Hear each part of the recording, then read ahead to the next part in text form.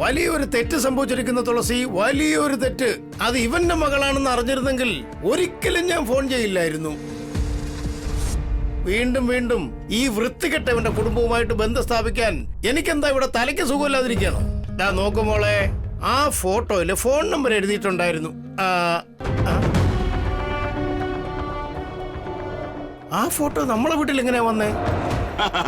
അത് ഞാൻ തന്നെ എന്റെ മരുമകളുടെ കയ്യിൽ കൊടുത്തതാ. അതായത് ഇവരുടെ മകളുടെ കയ്യിൽ കൊടുത്തയച്ചത്.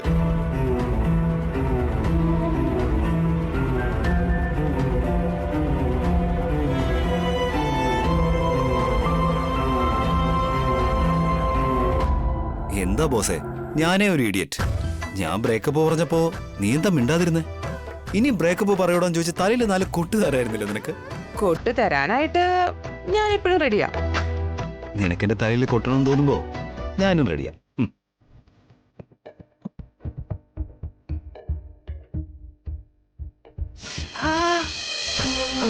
അമ്മാവ, അത് സന്ധ്യ.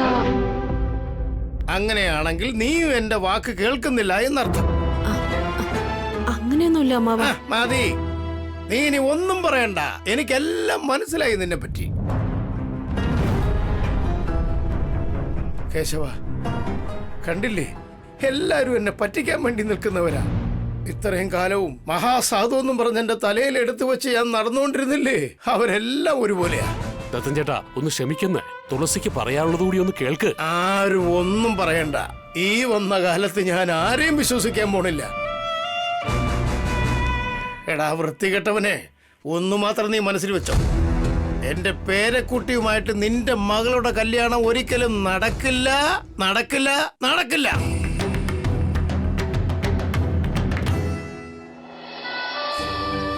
ഈ മൊമെന്റ് നന്നായി എൻജോയ് ചെയ്യൂ. All the best. എനിക്ക് മനസ്സിലാവും സിദ്ധാർത്ഥ്, ഇന്നലെ സംസാരിച്ചത് നീയല്ല, നിന്റെ ഫ്രസ്ട്രേഷൻ ആണ്. വളരെ ഫ്രസ്ട്രേറ്റഡ് ആണെങ്കിൽ അതാദ്യം കാണിക്കുന്നത് അമ്മയുടെ അടുത്ത്. കല്യാണം കഴിഞ്ഞിട്ടാണെങ്കിൽ ഭാര്യയോട് അല്ലെങ്കിൽ ഗേൾഫ്രണ്ടിനോട്. അങ്ങനെയാണോ? നീ ആള് കൊള്ളാലോ. ആമ്പിള്ളേരെ കുറിച്ച് നിനക്ക് നല്ല അറിവുണ്ടല്ലോ. ആമ്പിള്ളേരെ പറ്റിയല്ല, നിന്നെ പറ്റി.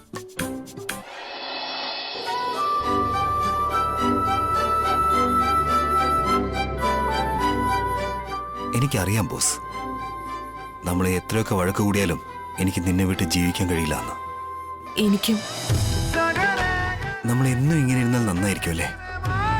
എനിക്കും തോന്നി. I love you boss. എനിക്കും അങ്ങനെ തന്നെയാ. ഏയ്, ഐ ലവ് യു ടു നിനക്ക് പറഞ്ഞൂടെ? നോക്കട്ടെ. അയ്യോ, നോക്കാം. അപ്പൊ എന്റെ കാര്യം എന്താവും ബോസ്?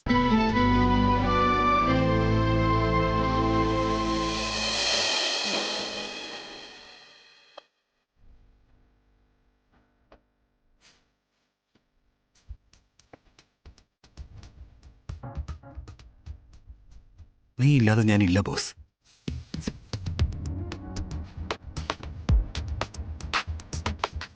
നീ ഇല്ലെങ്കിൽ ഞാനും ഇല്ല.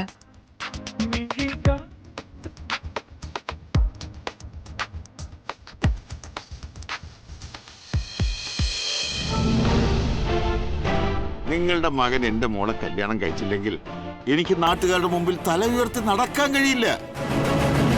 അക്കാരണം കൊണ്ട് എന്റെ മോളെ കല്യാണം കഴിക്കാൻ ആരും വരില്ല. നിങ്ങൾ എന്റെ മകളോട് ദയ കാണിച്ചില്ലെങ്കിൽ എന്റെ മകള് ജീവിതകാലം മുഴുവൻ കന്യകയായിട്ട് കഴിയേണ്ടി വരും. അതിലിവിടെ ആർക്കും ഒരു നഷ്ടവുമില്ല. അവസാനമായിട്ട് പറയുക, നിങ്ങൾ എന്റെ മകളെ ഈ വീട്ടിൽ മരുമകളാക്കി കയറ്റാൻ സമ്മതിച്ചില്ല എങ്കിൽ ഇല്ലെങ്കിൽ നീ എന്ത് ചെയ്യും? ഞാനും എന്റെ കുടുംബവും നിങ്ങളുടെ വീട്ടുമുമ്പിൽ വന്ന് ആത്മഹത്യ ചെയ്യും.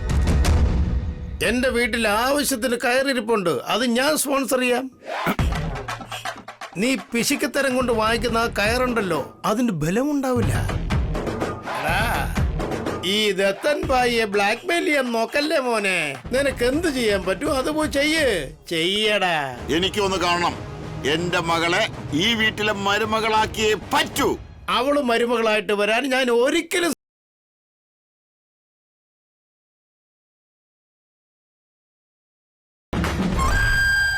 ദയവ് ചെയ്ത് പോണം. നിങ്ങളെ വീണ്ടും അമ്മാവൻ കണ്ട പ്രശ്നമാകും. അങ്ങനെയല്ല അത്. അളിയാ നമുക്ക് പോവാം വാ. ഇത്രയും പറഞ്ഞിട്ട് ഇനി ഈ കല്യാണം നമുക്ക് വേണോ? വാ നമുക്ക് പോവാം. എന്റെ മകളെ ഈ വീട്ടിലെ മരുമകളാക്കിയേ പറ്റൂ. നീ ഇല്ലാതെ ഞാനില്ല ബോസ്. അവള് മരുമകളായിട്ട് വരാൻ ഞാൻ ഒരിക്കലും സമ്മതിക്കില്ല. നീ ഇല്ലെങ്കിൽ ഞാനുമില്ല.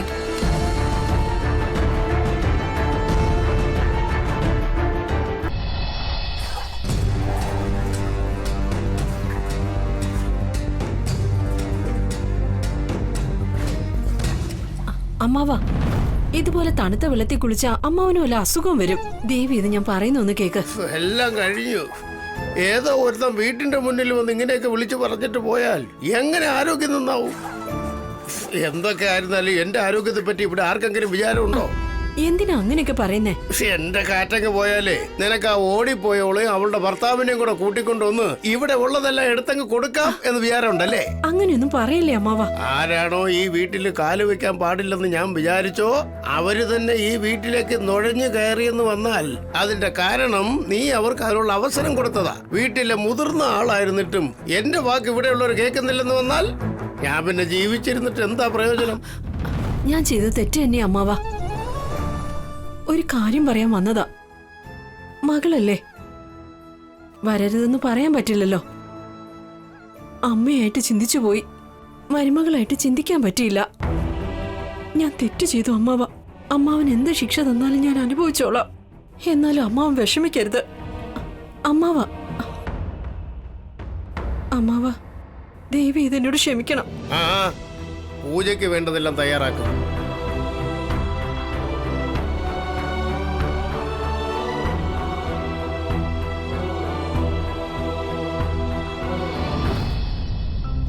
ഈ ആഴ്ച തന്നെ ഈ സാരി എല്ലാം മാറ്റിയിട്ട് പുതിയ സ്റ്റോക്കിലുള്ള പുതിയ ഡിസൈൻ വാങ്ങണം. അമ്മേ, ആ നീല കളർ സാരി അമ്മ ഉടുക്കുന്നത് ഞാൻ കണ്ടിട്ടേ ഇല്ല. ഏതാടി? അത് തന്നെ. ഞാനിത് ഉടുത്തിട്ടൊക്കെ ഉണ്ട്. നിന്റെ വാക്ക് കേൾക്കാൻ പോയാ എന്നെ പറഞ്ഞാ മതി.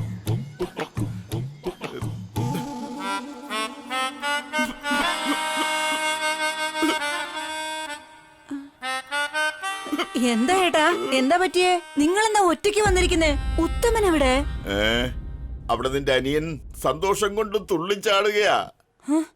വീട്ടിൽ വന്നാൽ ആവശ്യമില്ലാതെ എന്നെ നാണം കെടുത്തും. അതാ കടയിലേക്ക് അയച്ചത്. നിന്റെ ഭർത്താവ് അപമാനിക്കപ്പെടുമ്പോ അവന് ഭയങ്കരമായ സന്തോഷം തന്നെയല്ലോ. അപമാനമോ? നിങ്ങൾ കരയാണോ? എന്താ നടന്നെന്ന് പറയ് ചേട്ടാ. എന്താ നടക്കാത്തതെന്ന് ചോദിക്കേ.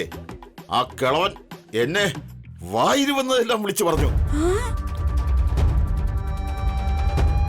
ആ കിളവൻ അങ്ങനെയൊക്കെ പറഞ്ഞപ്പോഴും എന്റെ അമ്മ വെറുതെ ആയിരുന്നോ?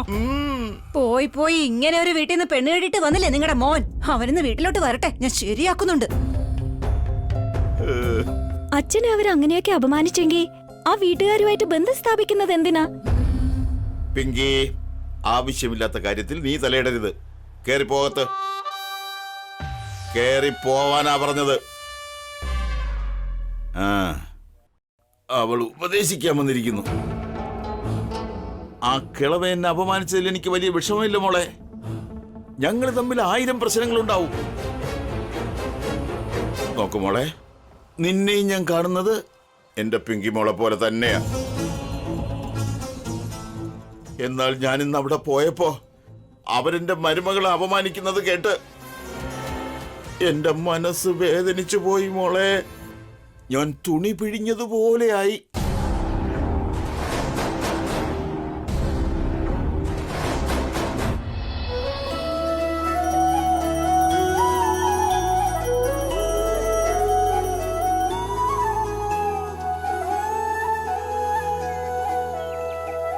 ഈ അഗ്നിയെ സാക്ഷിയാക്കി ഞാൻ പറയുക, എന്റെ പേരക്കുട്ടിയുടെ കല്യാണം എന്റെ ആഗ്രഹപ്രകാരം തന്നെ നടക്കണം.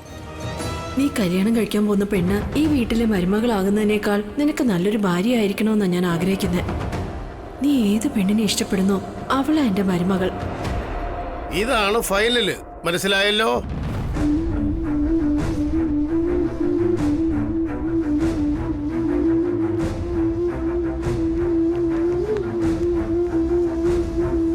നമ്മുടെ അന്തസ്സിനും അഭിമാനത്തിനും തത്തുല്യമായ ആളുകളുമായി ഇടപഴകിയില്ലെങ്കിൽ നമ്മുടെ ബുദ്ധി തന്നെ ഇല്ലാതാവും. ഈ പുണ്യതീർത്ഥം തളിക്കുന്നതോടെ ബുദ്ധി തെളിഞ്ഞു വരും.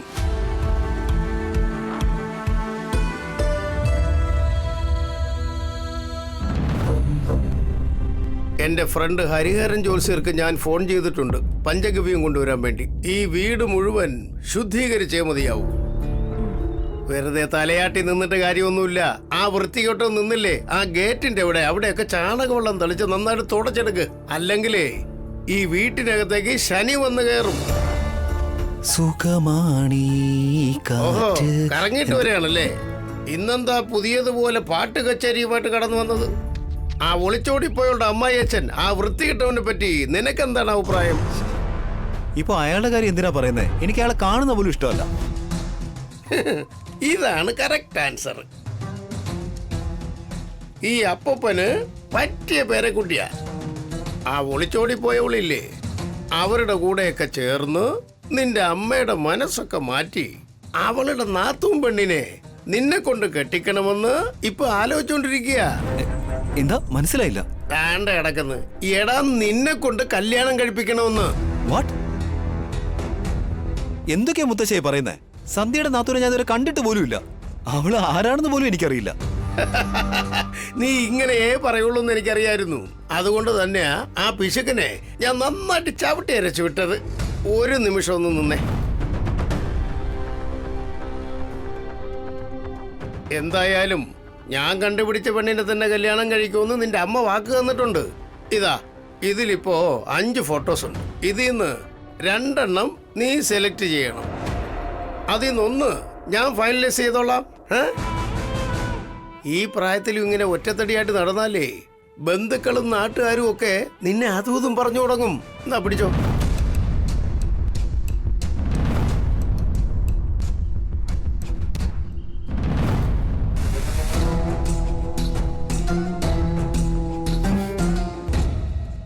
ഇവരിൽ ആരും എനിക്ക് ഇഷ്ടപ്പെട്ടില്ലെന്ന് മുത്തശ്ശനോട് പറഞ്ഞേക്ക്. ഞാൻ ഇഷ്ടപ്പെട്ട പെൺകുട്ടിയെ മരുമകളായിട്ട് സ്വീകരിക്കാൻ അമ്മ എനിക്ക് വാക്ക് തന്നതാണ്. ഓർമ്മയുണ്ടല്ലോ? ഞാൻ പറഞ്ഞത് സത്യം തന്നെയാ. പക്ഷേ അമ്മാവൻ അദ്ദേഹം കാണിക്കുന്ന പെണ്ണിനെ മാത്രമേ കല്യാണം കഴിക്കാവൂ എന്ന് പറയുന്നു. അമ്മ ഇങ്ങനെയൊക്കെ കാണിക്കുമ്പോ ആ സന്ധ്യ ചെയ്ത് തന്നെ കറക്റ്റ് എന്നാ എനിക്ക് തോന്നുന്നത്. അപ്പോ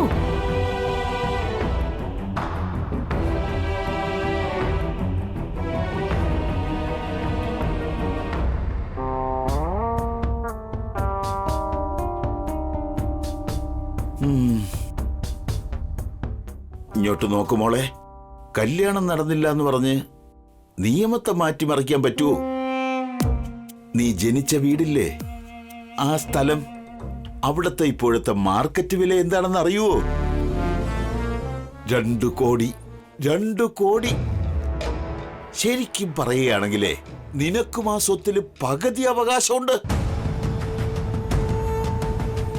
അതേ സന്ധ്യേ, നിന്റെ ചേട്ടനുള്ളതുപോലെ നിനക്കും തുല്യ അവകാശമുണ്ട്.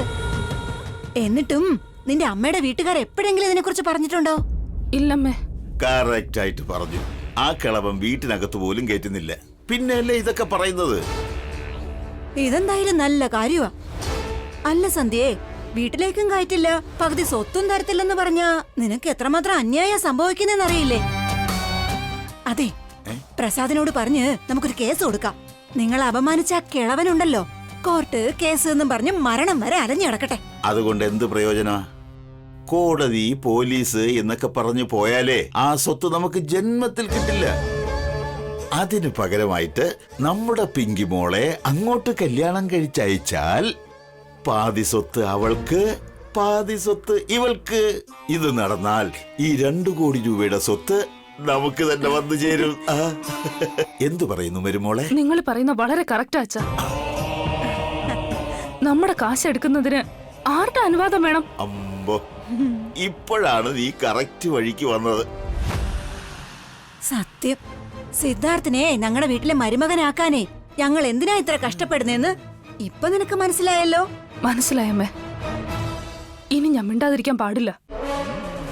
പിങ്കിയെ കൊണ്ട് ഏട്ടനെ എങ്ങനെ കല്യാണം കഴിപ്പിക്കണമെന്ന് എനിക്കറിയാം. ഈ കല്യാണം ഞാൻ എങ്ങനെയെങ്കിലും നടത്തും.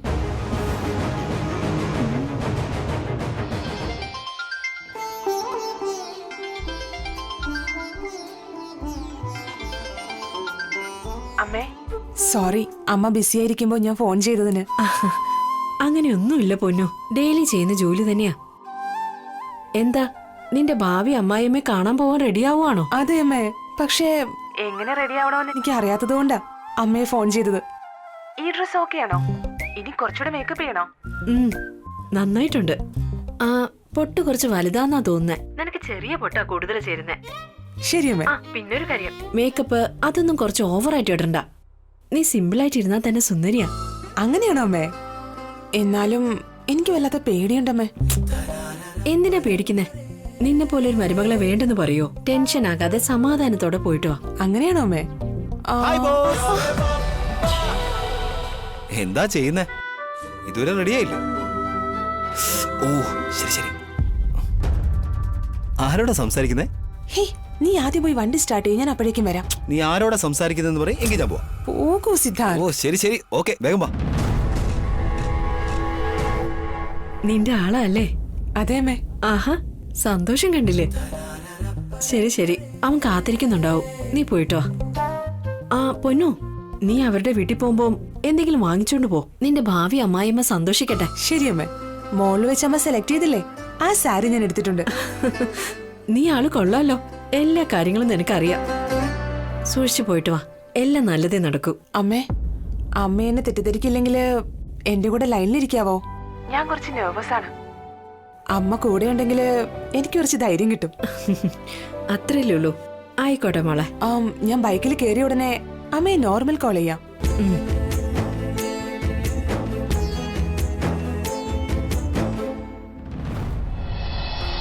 മീറ്റിംഗ് എല്ലാം ലൈനപ്പ് ആയോ? ഫൈൻ. അങ്ങനെയാണെങ്കിൽ ഞാൻ ആദ്യം എല്ലാ കാര്യങ്ങളും അറിയിക്കാം. ഓക്കെ. മോം, ഒരു ചെറിയ ഡൗട്ട്. ഇപ്പൊ സംസാരിച്ചോണ്ടിരുന്നില്ലേ മാനേജർ? അയാൾക്ക് തന്നെ ആദ്യേട്ടനെ വിളിച്ച് മീറ്റിങ്ങിനെ കുറിച്ച് ഡയറക്റ്റ് ആയിട്ട് അപ്ഡേറ്റ് ചെയ്യാമായിരുന്നല്ലോ. മോം എന്തിനാ ഇടയ്ക്ക് നിൽക്കുന്നേ? ബേബി, നീ ഇപ്പോഴും കൊച്ചു കുട്ടിയാ. നിനക്കിതൊന്നും മനസ്സിലാവില്ല. മനസ്സിലാവേണ്ട സമയം വരുമ്പോ ഞാൻ പറഞ്ഞു തരേണ്ട ആവശ്യം വരില്ല. നിനക്ക് തനിയെല്ലാം മനസ്സിലാവും.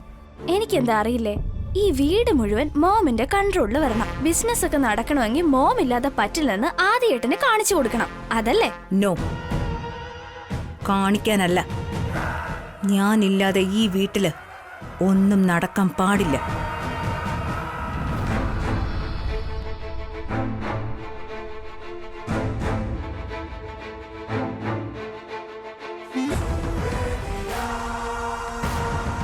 എന്താ മോം, ഈ വീട് മുഴുവൻ കൺട്രോളിൽ കൊണ്ടുവരുമെന്ന് പറഞ്ഞു. മരുമോള് പോലും കൺട്രോളിലല്ല.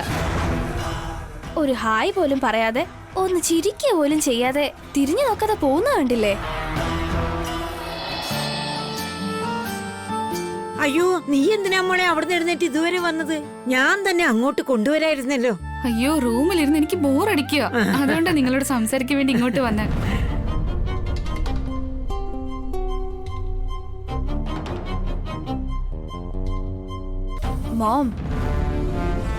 മോം ഇല്ലാത്ത ഈ വീട് സമാധാനമായിട്ട് ഇരിപ്പുണ്ട്.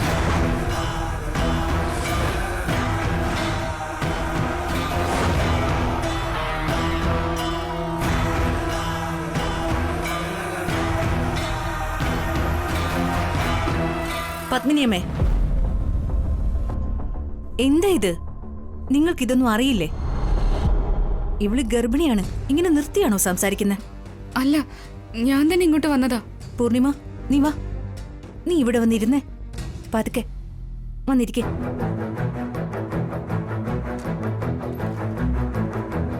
പൂർണിമ, നിനക്ക് അറിയില്ലെന്ന് കരുതാം, പക്ഷെ ഇവരെങ്കിലും അത് മനസ്സിലാക്കണ്ടേ? എന്തൊക്കെ നമ്മൾ പറഞ്ഞാലും ജോലിക്കാര് തന്നെയാ. ക്ഷമിക്കണം മേഡം, ഇനി ഇങ്ങനെ ഉണ്ടാവില്ല. ഞങ്ങൾ വേലക്കാര് തന്നെയാണ്. ഞങ്ങൾ അതിര് കടക്കാനും പാടില്ല. പത്മിനിയമ്മേ, നിങ്ങൾ എന്തിനാ ക്ഷമ ചോദിക്കുന്നേ? അച്ഛൻ നിങ്ങളെ ഫാമിലിയിലുള്ള ഒരാളായി കാണുമ്പോ നിങ്ങൾ എന്തിനാ വേലക്കാരിയാണെന്ന് പറയുന്നത്? അതാണ് അദ്ദേഹത്തിന്റെ വലിയ മനസ്സ്. എല്ലാവരെയും ഒരുപോലെയാണ് കാണുന്നത്. അദ്ദേഹത്തിന്റെ നല്ല സ്വഭാവം അത്. പൂർണിമ, നിന്റെ കാര്യം തന്നെ നോക്ക്. പാവ അനാഥയായി റോഡിൽ നിന്ന് നിന്നെ ഇവിടേക്ക് കൊണ്ടുവന്ന് ഈ വീട്ടിലെ ഒരു അംഗമാക്കി. ഈ വീട്ടിലെ തന്നെ മൂത്ത മരുമകളും ആക്കി. ആദ്യം സമ്മതിച്ചില്ലായിരുന്നെങ്കിൽ ഈ കല്യാണം നടക്കുമായിരുന്നോ? എങ്ങനെയോ ഞാൻ പറഞ്ഞ അവനെ കൊണ്ട് സമ്മതിപ്പിച്ചു. പൂർണിമേ, ഈ ഭാഗ്യം എപ്പോഴും കിട്ടിയെന്ന് വരില്ല. കിട്ടിക്കഴിഞ്ഞാ അതിനെ ഇല്ലാതാക്കരുത്. എല്ലാവരും ഒന്ന് ശ്രദ്ധിച്ചോണേ ഈ വീട്ടിലെ മൂത്ത മരുമകളെ.